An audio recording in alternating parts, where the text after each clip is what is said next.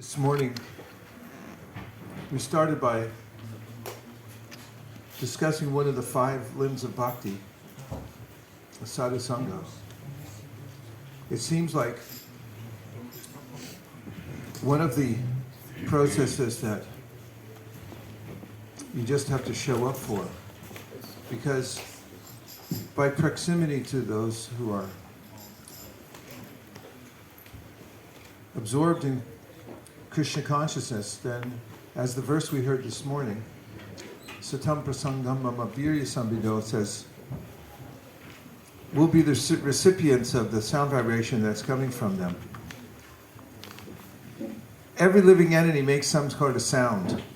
Birds have their particular sound. They seem quite intrigued. Go ahead. Okay. Anyone else would like to contribute? They get absorbed in their own sound vibration. And every realm is defined by the particular sound vibration. Sadhus have their bhajan going. Means bhaj comes from bhajan. Bhaj means to worship. They're worshiping the Lord and they make a sound to do it. That's the joyful nature of Chaitanya Mahaprabhu's process. As mentioned in the Adi Lila, the Chaitanya Charitamrita, the devotees are like swans, ducks, and bees. And there are always joyful sounds coming from the devotees. They come together, and we become the recipients of the sound that is coming from them to glorify the Lord. And just by being there, we get purified. So tonight, we'll have just an introduction to the 4 questions based on the first aphorism of the Vedanta Sutra. What is the first aphorism of the Vedanta Sutra? Tata Brahma Jignasa. So that asks us to ask a big question. Yes, please. No, I'm just saying it's working. Really? Well, that's really something, to get technology to work. I'm always surprised when it does work. Okay, well, you could just keep it at Prabhupada for now. Om Jnana Timirandasya Jnananjana Shalakaya Chakshurunmilitam Yena Tasmai Shri Gurave Namaha. Jaya Shri Krishna Chaitanya Prabhu Nityananda Shri Advaita Gadadhara Shiva Sarigaura Bhaktivinoda. Hare Krishna, Krishna Krishna, Hare Hare, Hare Rama, Rama Rama, Hare Hare. Go Premanande Hari Bol. Atato Brahma Jignasa is an invitation, or more of a direction, that we should ask a big question. Because it's a tato brahma jignasa. Therefore, because you're a human, now you should ask better questions. Because as Prabhupada points out in the Srimad Bhagavatam, every living entity is asking some kind of question. Most of them are survival questions. How to find some food. Crows have quite a good communication system. They have kind of a language they use to tell each other what's going on. Where not to go and where there's food and so forth. I don't know everything they say, but biologists do study them quite a bit, and they're quite intelligent, actually. But most of it is towards how to survive and eat and so forth. But as human beings, we can ask a much bigger question, the biggest question. Who is God? And what's my part, my relationship to the Supreme? So Brahman.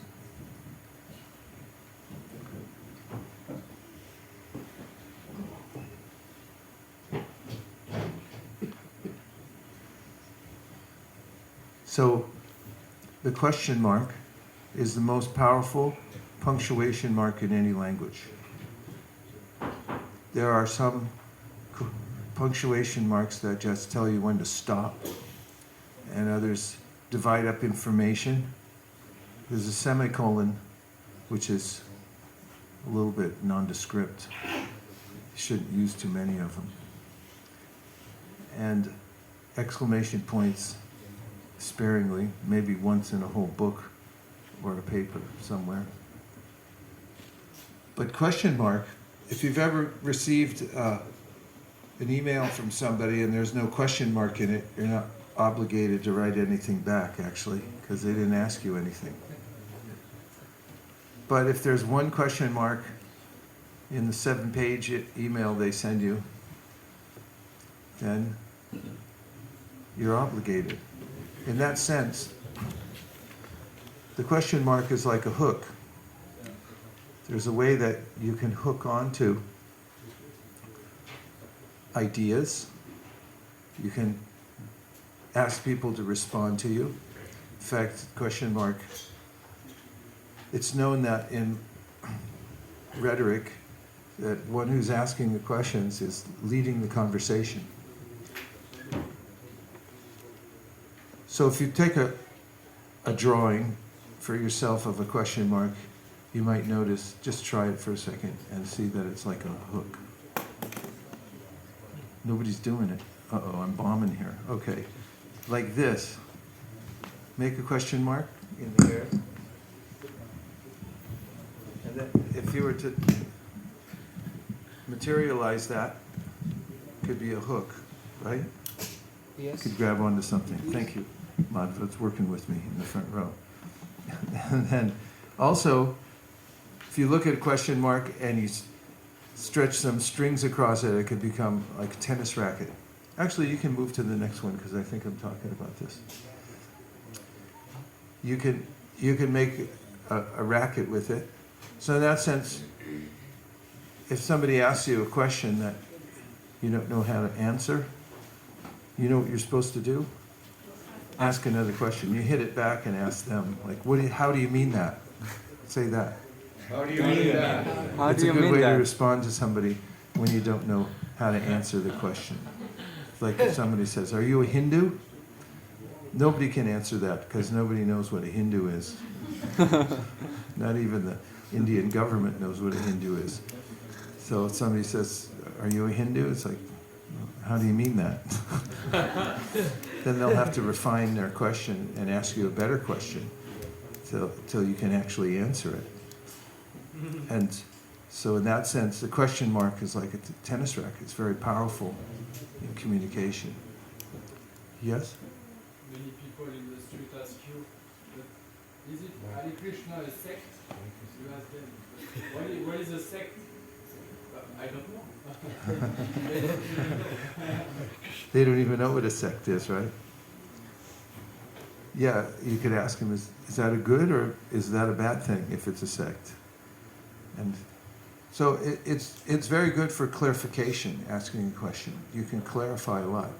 So in that sense, it's like a magnifying glass also. It has that shape to it. You can look at things much more closely. In fact, I read a book from a rhetorician from York University. It was called How to Win an Argument. And in it, he says, in debate and just in everyday arguing, the main problem people have is they don't know what they're arguing about. They forget. They start off with a particular idea and then they lose track of it. And after a while, they're just arguing about a lot of other things and they lose track of the original purpose. And oftentimes we despair over incidents that happen in our life, but it's mostly because they're nondescript. We don't know exactly what's happening. But if we ask questions, what's the real situation, what's going on, then we can clarify it. It becomes like a looking glass. And once we have enough information to say, oh, it's not that bad. Things are never as bad as they seem or as good as they seem, actually. And in another sense, if you look at a question mark, it's like a master key. And it can open the whole universe to us. And that's why the most important book of philosophy we have, at least it's got all the headlines, the Vedanta Sutra, starts off with this direction. Is to ask a question. Isn't that interesting? That's what we're asked to do. And if you look and see throughout all of our various Vaishnava scriptures, it's all questions and answers. The Bhagavad-Gita, are there any questions and answers? Mm-hmm. Yes. How about in the Srimad Bhagavatam? Yes. Yes. If you look at our major scriptures, you'll see it's somebody starting with a question. And in that way, we also notice that those who are advanced, they become master askers. You have to become a master asker.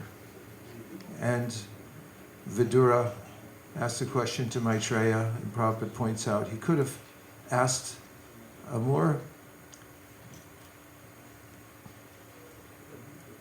insider type of question, but he asked the question so that we in the audience could benefit from getting more generalized knowledge of the subject before he goes into the details. Because Vidura is a master asker. It's not so easy to ask a question either. I always notice when we have hearing and chanting sessions, the great wealth of having the hearing and chanting session is I come out with more questions. I'm loaded up with questions. If I'm studying a musical instrument and I meet my teacher and I don't have any questions, he or she knows, you didn't practice, did you? Because if you're practicing, you're going to come to a place where you realize, oh, I want to go further and I don't know how to get across this little bridge here. And so you'll have to ask a question to get there. And in the Bhagavad-Gita, what is a way in which Krishna says we could actually know spiritual knowledge and learn everything about the world and ourselves? No points without microphone. Tadvidhi pranipatina pariprashnena sevaya updekshanti te jnanam jnaninas tattvadarshina.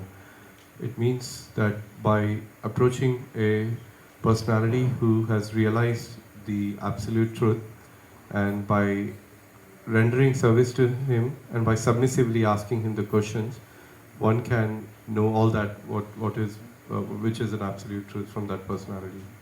Okay, 19.5 points. Hare Krishna. So there's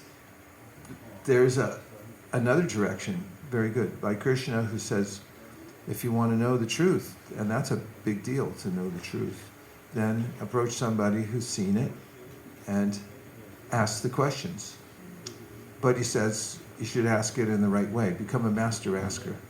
There's 3 jewels in that verse that you can string and you can wear as a bracelet, which I like to do, or you could wear it around your neck, which I also like to do. You could take it with you, these 3 jewels, wherever you want, and you can be successful in asking questions. So they are pranipat, be submissive. Mahatma Prabhu, the great Mahatma in ISKCON, he often says, there's 4 little words that block all learning. I already know that. Those 4 words are forever reverberating within the mind of the conditioned soul. I already know that, I already know that, I already know that. And when somebody's instructing me, I'm thinking, as soon as this person stops talking, I'm going to tell them some real information. Because it's all about me, and I already know that. However, those who are hungry to know the truth, they become pranipat. How humble are they when they inquire? Well, we have the example of Srila Sanatana Goswami, who set the example for all of us who are advancing in spiritual life and how to become a master asker. Srila Sanatana Goswami, as we well know, was managing an entire government. He and Rupa Goswami. One was finance minister, the other was prime minister of Bengal, and when they decided to call in sick and then quit their jobs, they went off to meet Sri Chaitanya Mahaprabhu. Each in their own time, because Sanatan got waylaid in prison. But we have the Madhya Lila, starting in chapter 20, where we find the story of Sanatana Goswami, and he meets Sri Chaitanya Mahaprabhu for the second time. And then he asks him a question, and he approaches by saying, people say that I'm a learned person, and he was. He knew many languages, and he was expert in practically every science you can imagine. And he said, I believe them when they say I'm a learned person. That's how foolish I am. But actually I don't know anything, therefore please tell me, who am I? That's how he starts. Pranipat. And then that's the first jewel, is to be submissive. Don't already come with the answer. You might find it annoying if you're trying to teach somebody something. First of all, they might not ask questions, or if they do ask questions, you can detect that they already feel that they know the answer. But if somebody's submissive and they ask a question, and they're in what the Buddhists call beginner's mind, they're assuming I don't know anything, like Sanatana Goswami did, then the teacher wants to impart everything he or she knows to the student. And then one should ask relevant questions. Prabhupada said no absurd inquiries. Once a devotee, it was in Japan, he was a new bhakta, and he was meeting Prabhupada for the first time. That was very fortunate. But then when he got his opportunity to ask something, he said, have you ever met Indra? And Prabhupada was noticeably annoyed, one of your favorite words, annoyed. And he said, what difference does it make to you if I know Indra or not? Of course, Trivikram Maharaj was there and jumped in, and he said, Indra would be lucky if he met Prabhupada. But Prabhupada made this point of why ask something that doesn't really matter ultimately to you. That's an absurd inquiry. You should have questions that pertain to your advancement. And then sevaya, if you offer service to the person that you're asking question to, what happens to you when somebody does a favor for you out of the goodness of their heart or out of love? How do you feel? If somebody goes out of their way to do something for you, do some service, they notice you need something and they arrange for it, but they're not asking anything in return, nor can you detect any sense that there's strings attached. How do you feel? Most obliging. You feel most obliging? Yeah, that's how I feel too. Indebted. Indebted. Huh? What did he say? Honored. Honored. Thank you, Prabhu. Honored, yeah. And there's a technique to this asking questions, approaching in the right attitude and asking questions. And if we keep these three gems with us around our neck, around our wrist, and we always employ those when we're asking the question, then we can be highly successful. So, the word question, I'm just guessing what the next slide is because I don't know the slideshow perfectly. Oh, thanks, Nicola. That's the one I was hoping for. Look at the word question. If you look in the etymological dictionary, you'll find that it's preceded by quest. You put a shan, it's a T-I-O-N word. Question turns into like a noun. And so that's the origin of the word question. And the etymological dictionary says a question goes to quest, and a quest means the search for the Holy Grail. So when you ask a good question, you're actually taking a journey. You're starting the greatest journey. If you ask the biggest question, which the Vedanta Sutra says you're capable of doing. You can ask a huge question. Don't be afraid, little jiva, to haul off and ask a huge question. You can do this. Warm it up and just, present it with all your heart, this question. Who am I? Who's God? How do I make the relationship?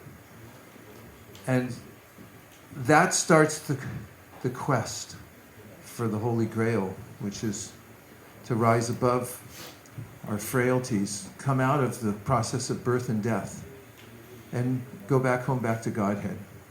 In the Bhagavad-Gita, Krishna says, Na rupamasyeha tato palabhyate nanto nachadir nachasam pratishta ashvatamenam suvaruda mulam asanga shastrena dridhena chidva parita paritavyam yasmin gatana nivartanti bhuya. That you should cut down the tree of this material world with a strong weapon of detachment. And after you do that, you should make a quest. You should then make a journey of going back to meet the Supreme Personality of Godhead. Since I mangled the verse, I'm going to say it again. My apologies to Krishna and Arjuna and anyone who reads Bhagavad-Gita. Narupamasyeha tato palabhyate nanto nachadir nachasam pratishta ashvatamenam savruda mulam asanga shastrena dridhena chitva tatat paritat. Sorry, it's not going to come out. I think I need a little water.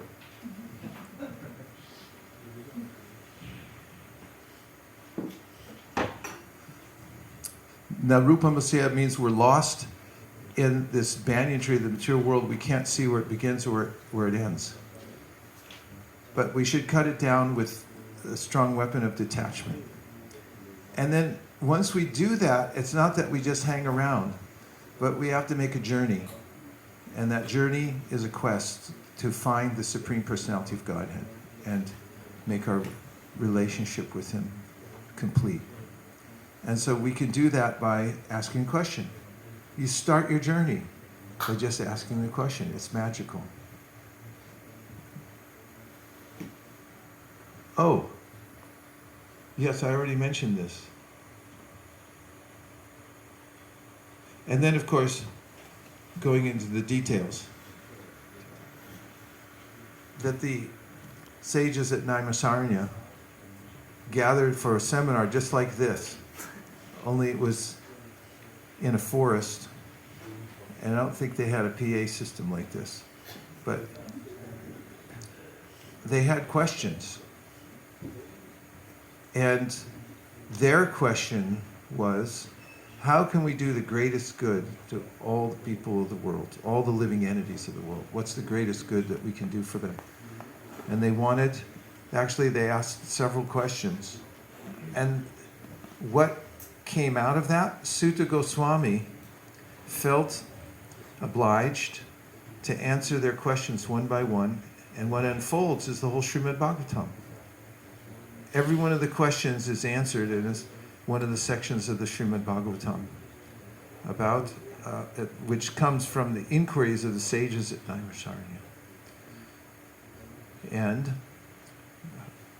we find also that Parikshit Maharaj, who had an awkward moment being a sense-controlled rishi and a king at the same time, and then he had somehow or other lost his temper by the Lord's arrangement. It happens sometimes by the Lord's arrangement, and then he got cursed, as we all know.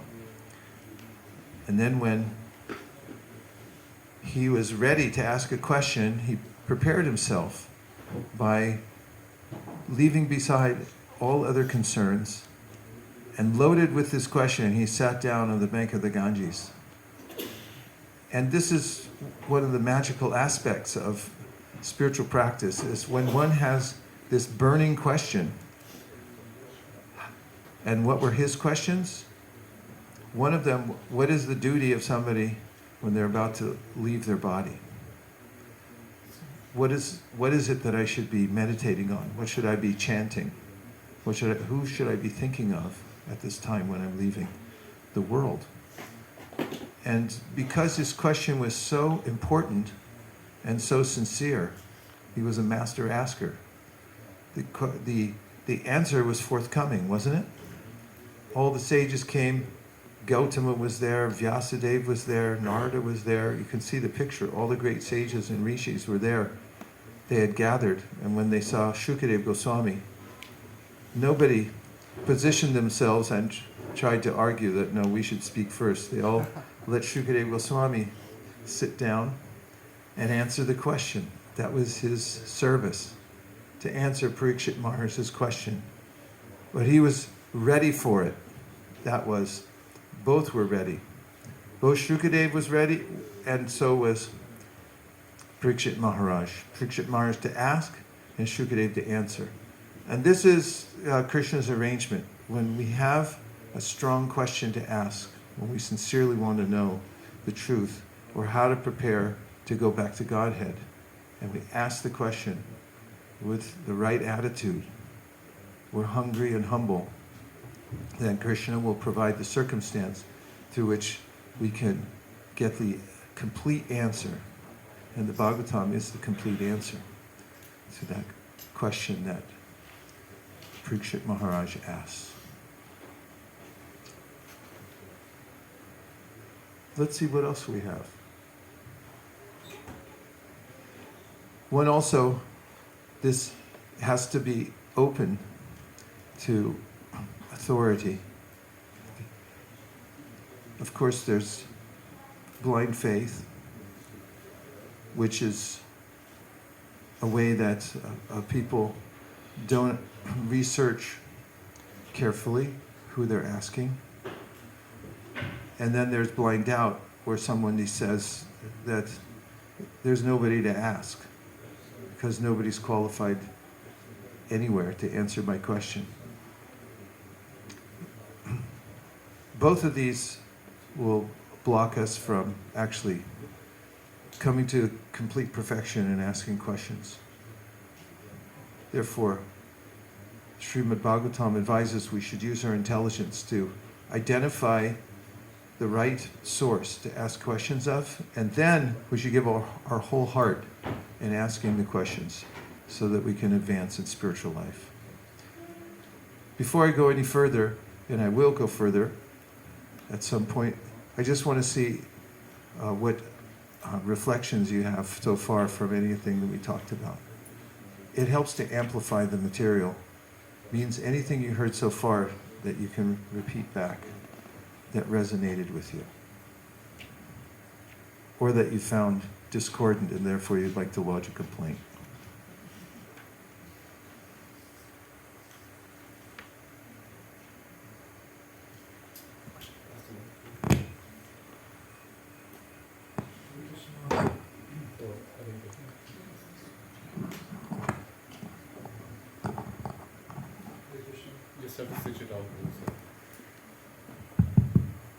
Hare Krishna. Hare Krishna.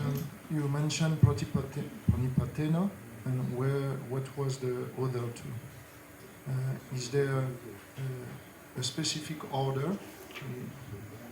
Is that by chance or not? Well, pranipat is a general attitude that we carry with us wherever we go. Fortunately, we can always change our attitude, but that's foundational. The question that we ask is very specific. It's not necessarily in any order, but we should have the attitude first, because it's hard to even identify the person who's going to answer the question unless we have the proper attitude.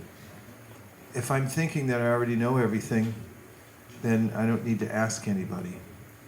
And if I'm open to asking and learning the truth, just like a hungry person sees food everywhere, like a thirsty person is noticing water. Once when I was really tired, I was staying with some friends and they like to stay up late at night. And the next day they were driving around and showing me the town, and I was just looking at every place where I could possibly take rest.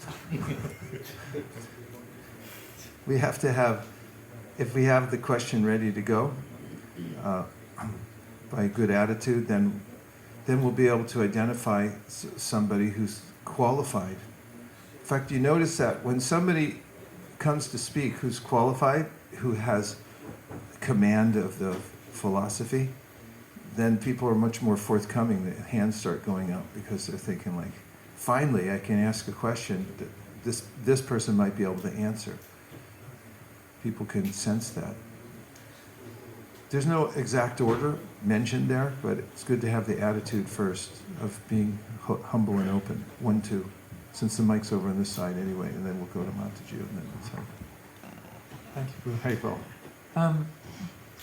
We sometimes hear this story of the person who came to see Bhaktisiddhanta Saraswati Thakur and he said, "Oh, I have many questions." And Bhaktisiddhanta Saraswati Thakur told him to go with the Madhavasis and wash the pots and all of that. And then they asked him and he said, "Oh no, I don't have any questions anymore." And so we hear this kind of, there's also this other side of how we may have many questions, but sometimes it also pays not to ask the question and just wait and serve and submissively listen and pray to Krishna, and then Krishna gives the answer. So I just wondered, and at the same time, obviously the point that we should ask questions, we should be inquisitive. So I was just wondering if you could give some guidance on, we may have many questions, how do we know when to ask a question, when to be patient, and We should be sincere. And also, or I should say, when we're sincere, it's easier for us to detect when to ask the question. I remember once Gaur Govinda Maharaj had said in an assembly that there was somebody who was afraid to ask a question. Somehow it came out. And he said that, of course he said in his own way, "You're a rascal." Gaur Govinda Maharaj could be a little fiery and direct. But he was saying that because he said, if you're sitting there and you're thinking, like, I don't want to ask this question because I'll reveal my ignorance, and people will think that this person, you didn't know that? He said, then you're not sincere. So that's one thing. And the other is that sometimes when we're in mixed company, there's a stifling effect to the person who's going to give the answer, and therefore we might be more strategic in asking the question at a time when everybody in the audience is ready to hear the answer, or that the speaker might be at liberty, feel at liberty to speak on the topic in more detail. For instance, if you're in an audience and there's some devotees and then somebody brand new walks in and you ask a very philosophical, deep question that's over the heads of the new people who walked in, the speaker might feel reticent about answering in great detail, and you might not get the perfect answer. Even during the conversation between Parikshit and Shukadeva Goswami, they were noticing who's in the audience, because when they were talking about the rasa dance, Parikshit and Shukadeva noticed that there were people there that weren't qualified to hear it. And so Parikshit Maharaj modified his question. He said, "So isn't this immoral?" Because he knew what the other people were thinking in the audience. He could tell by looking at their countenances that they had some doubt about it. And then he wanted that cleared first. So he asked a question that was meant to clear the way so he could keep asking the kind of questions that he wanted to ask, the more important questions. He knew there had to be some foundation to it so that he could go deeper into the matter. So that's part of being a master asker. And that's what devotees are, who want to know Krishna more and more. They ask questions and they become expert at asking at the right times. So the timing is very important. And noticing the context. It's important. Thank you. Yes, 1, 2. You've been waiting for a half hour. So this Tech support. So in a devotional environment, There's other circumstances where we ask questions, not philosophical questions, just to find out, first thing, to find out what really happened, because a lot of quarrels, because things are not clear, who did that, who said what. So sometimes when we ask questions, you don't get no answer, because people feel really threatened. Why did you do that? What really happened? So that's one kind of question that creates problems, like, who are you to question my motivations? And so can you say something about that? Questioning personal. One of the most dangerous things you can do is question somebody's motivation.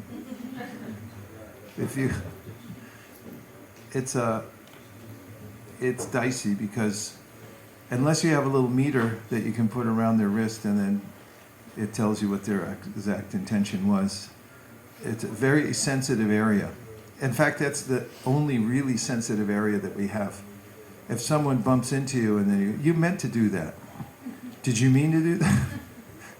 Then they'll take offense because you're questioning their intention. In fact, there's a whole science. It was written by a person called, I forget his name, but it's called nonviolent communication. And he says what? Marshall Rosenberg. Marshall Rosenberg. Rosenberg. Yeah. He presented several papers, a book actually, and many other articles about how if you're speaking to somebody and you're trying to resolve something, then leave the intention out of it. Just isolate the situation about what it felt like to you, what they did, and then what you want the ultimate result to be.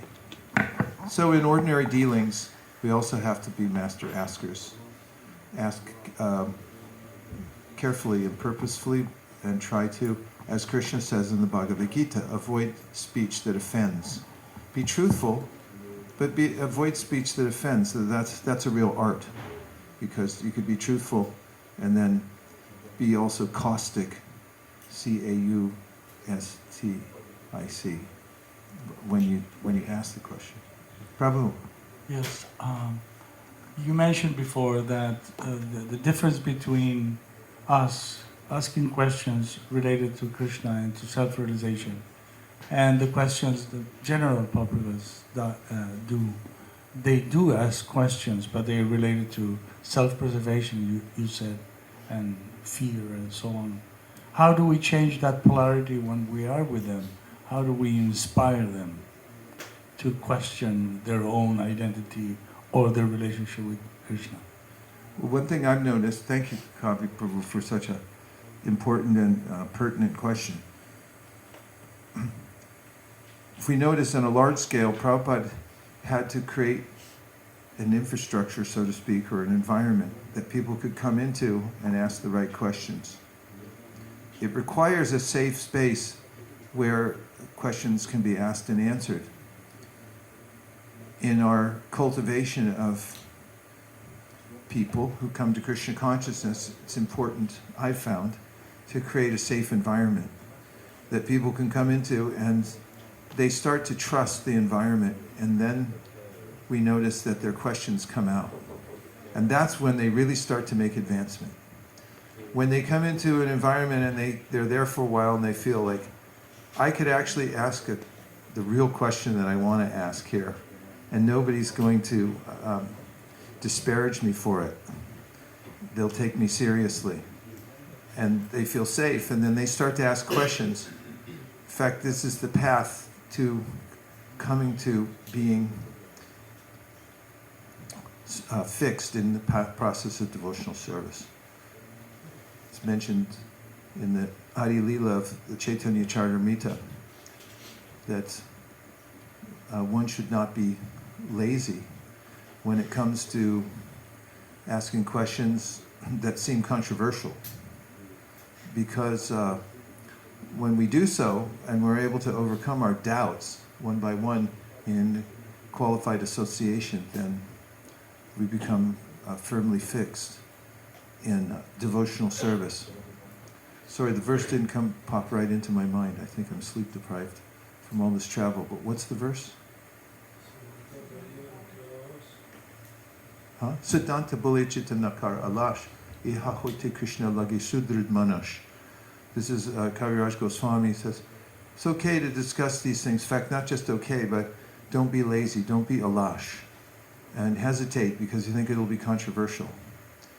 So my point is that it's important to, and it takes some organization to make a space that people can come into where they feel safe to ask questions. Nirakula and I, in our house, we live in a house, and in that house, we invited people to come in for many years, 16 years. We had programs at our house where people could come in, and we'd have kirtan and discussion and hearing from the books. Of course, people came for Nirkula's cooking mostly. But then, in the meantime, when they're waiting for prasadam, we had created an atmosphere, an environment, very deliberately, where people felt so safe to actually express what was really going on with them and what their doubts might be, because they felt that it's okay for me to ask here. And that in the process of doing that and hearing from the various members of the group who were similarly serious, it was palpable how they overcame their doubts. Their countenances would change, actually, and you could see they became brighter and ready to practice Krishna consciousness. Siddhanta Bole Chaitanya-kara Arlashi Iha Hoite Krishna Surudrid Manash. Their mind becomes fixed, like I'm determined now, because of my questions were answered. And sometimes we have to humor people with various questions that they may not be master askers. It takes a lot of practice to become a master asker, and some people might be practicing asking preliminary questions or questions they can ask at that point in their development. And it's helpful to guide them by giving relevant answers so that they can feel at home and they can ask deeper and deeper questions as they go. Guhyam Akyati Prichati is one of the directives that Rupa Goswami gives us. In order to advance in devotional service, we should have loving relationships with those with whom we can ask questions and hear the answers and discuss, as in a scientific meeting, the results of our own practices and so forth. That's what makes us really solid. Questions and answers in that way. Did that answer? Hare Krishna.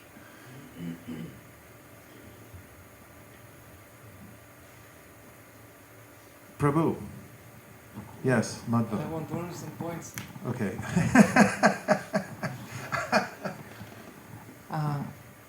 So it was the topic which you chose and opened the talk with regarding the questions. It cannot be the importance of this topic cannot be overstated. It's like tremendous, and like people are trying to invent so many like IQ tests, but the best IQ test is just to ask you what are your questions, and this defines completely and clearly the person, the personality and his development completely. And like when we speak about Shastra, clearly in the realm of Shastra, questions are, I mean, like they're high. I mean, this is beyond, far beyond this daily nonsensical waves on the surface of the material energy, these temporary, insignificant things. It's thinking about this process of questions is so stimulating. Immediately, just bringing the attention to this immediately is churning the whole consciousness, and so many things are coming. Like in the realm of preaching, for example, one of the most Keep that as close as you can. one of the biggest problems we often as preachers we have is that we are ready to give answers to people who they didn't ask the question, and this is torture for them, and it doesn't work. So the answer is useless without the question being asked. Yeah. And that's why, like Mahaprabhu, this is how he hooked Sarvabhauma. He was like, Sarvabhauma thought he will hook Mahaprabhu, like, what's going on? Are you stupid or something? You don't ask nothing. We are speaking some high topics here. And then when he asked, and Mahaprabhu, then he was like ready to shoot back. And it was, a few more things just came. I would just mark them. Let me. Please, I want to please, respond to that please. and get those other ones individually because they're so good. I had an experience within the last few years. Must have been a few years. You don't count the pandemic, right? In case it was recently. A person like who's seeking guidance, a person who's seeking guidance intensely, comes to, and I already know the context because it's a, boy-girl situation. You know those kind of situations? We've heard of it. You've heard of them before? Yeah. It's one of the main things that comes up in life. So it was one of those, and I already knew that it wasn't as much as should I do this or not kind of question. It was like, could you just kind of bless the situation and let me walk away clean? You've heard of those, right? That's what comes up in boy-girl situations a lot. So the person came and was going on, and I didn't say a word. I just sat there. And it was a formally arranged meeting. So there was some expectation that I would say something, but I didn't say anything. And I know Nirkula was in the next room or somewhere else and could hear what was happening. And the silence was extremely strong. Loud silence. And the person, it was like almost like an arm wrestling match because, like who's going to give in first? Like, are you going to be weak enough to like break the silence, me, and just say, oh, okay, But I didn't say anything because I felt very strongly about the situation. So finally, just sitting there, the silence overcame him, and all of a sudden, a big smile broke out on his face. Right? She saw it. And he knew what I was doing. And he knew that he didn't come with a question. And that, what am I going to say if you don't ask me? And then I pointed it out to him. I pointed out the obvious just to rub it in, basically, which was, I haven't said anything, right? He said, yeah, I know. You didn't ask me one question. So if you don't ask, I've got nothing to say. And so this is, pursuant of what you said, Bhavi Prabhu, and also the whole culture we have of proper question asking, that we must actually be sincere to know the answer. Otherwise, don't go ask an insincere question. That's absurd also. Prabhu, please go ahead. The next point. You're already up around 30, 35 points. Another thing is that Close. Another thing is that sometimes we may have millions of questions. It's most important to not ask others some questions, but ask ourselves some questions, because just at certain point it's no use to ask and get more answers. We are overloaded. Like that's why this offense to maintain our material attachments, even though we have gotten so many instructions on this topic. So then the question is why I'm not doing it. So this is something which nobody can, our role in this situation is the main role. Nobody can replace us. We can continue to hear the same answer. Yeah, this is very bad. This attachment, this is an art.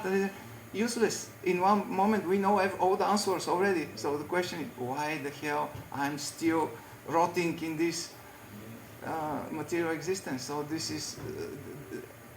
is crucial to understand the personal responsibility to digest, to not just to eat more. We need to digest this food and turn it into energy and do something useful with it. Another point, and I guess you will return something. Yeah, it's a very important point, and the subject of the 4 questions, which I'll get into, the individual questions that we can ask ourselves, can ask others also.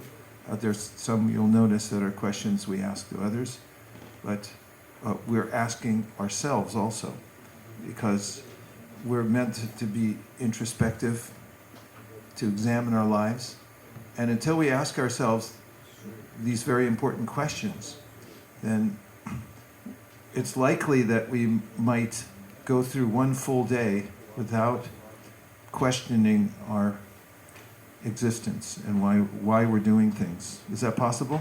Yes. Yes. What about, if you could do it for one day, could you do it for a week?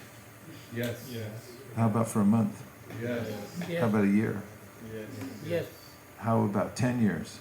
Yes. Yes. We're really stretching it now. How about 100 years? Possible. Someone could actually just sail through the human form of life, which is so valuable, which is meant actually for asking a huge question, and they just skip the whole thing. And they don't ask themselves, why am I here? Why am I doing this? And that's what most people do. Krishna says it in the Bhagavad-Gita, Manushyanam sahasreshu kashchid yatiti siddhe yatatamapi siddhanam kashyam mameti tapvataha. That's millions and millions and millions of people, hardly one ask the question, who am I? And what am I doing here? So yes, it's important to, if we get an answer, to take full advantage of it. That's part of being sincere. And that's one of the reasons, as I just pointed out in that context, the person didn't want to ask the question because they didn't want to hear the answer. But the parents also wouldn't let them slide. They had to come talk to a senior and say, like, go in there. Like, I'm in there, but I'm not asking. Make it legal. Right. Because I don't want to hear the answer. So in preparing ourselves, well, we want to hear the answer, because if Krishna tells us, what are we going to do? Am I ready to answer if he says, do this, do that? Okay? All right, a couple more points.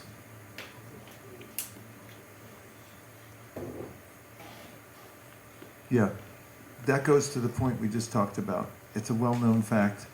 Those who are intelligent and realize the potential of human life, that if you don't examine yourself and see why you exist and ask the question, then you've wasted the time.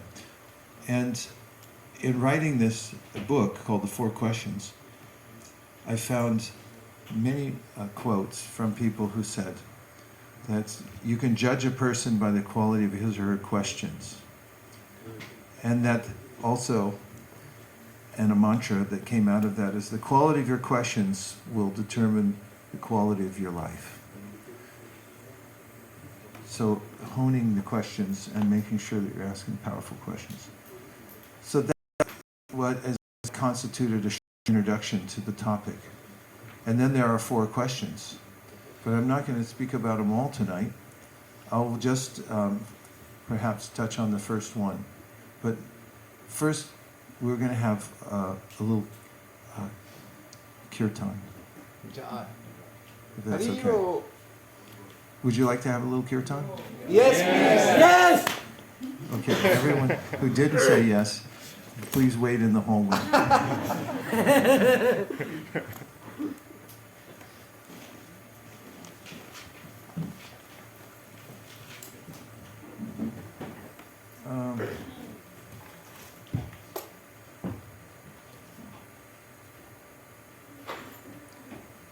Let's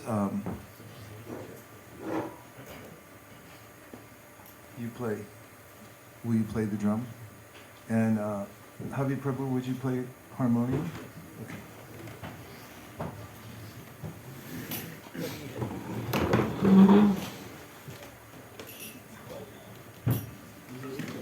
It's just coming.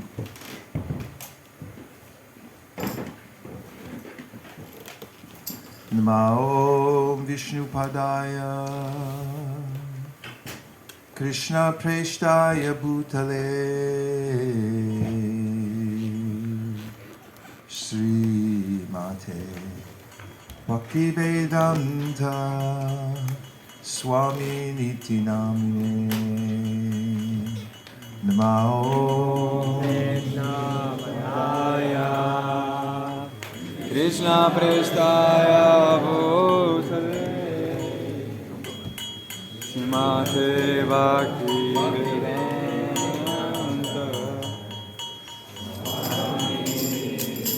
Namaste Saraswate Deve Gauravani Prasharine Nirvishesha Shunyavadi Paschatya Deshatarine Namaste Saraswati Deve Gauravani Bracharine Nirvishesha Shunyavadi Paschatya Deshatarine Jaya Sri Krishna Chaitanya Prabhu Nityananda Sri Advaita Gadadhara Shivasari Gaura Bhaktivinoda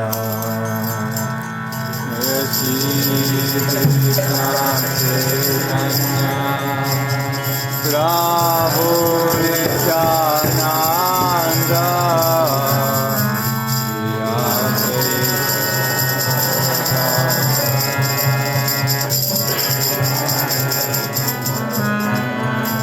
Just a brief interjection.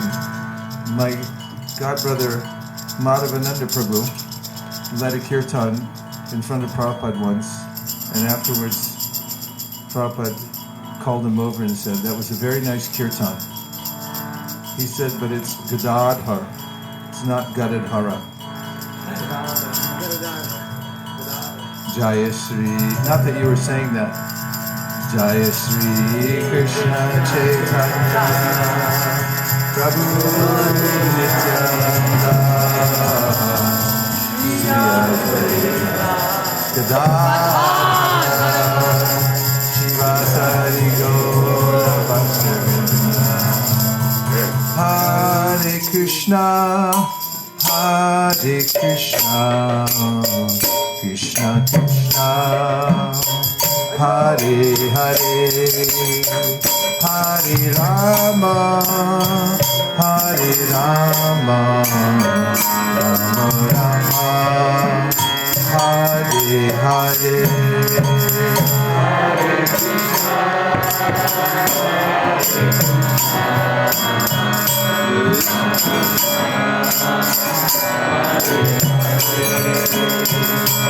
Hare Rama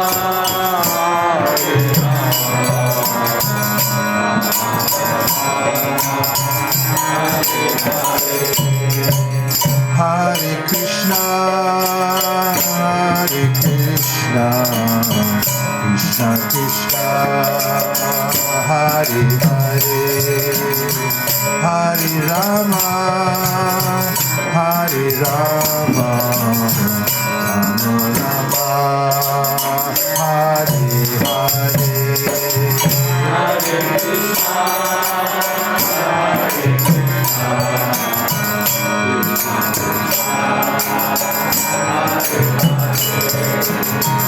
Hare Rama, Hare Rama, Hare Hare,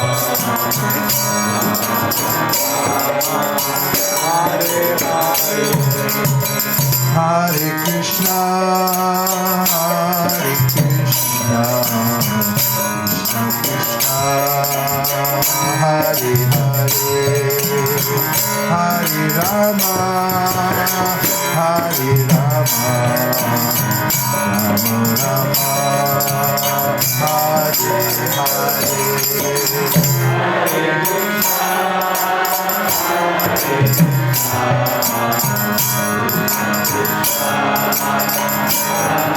Rama, Hare Rama,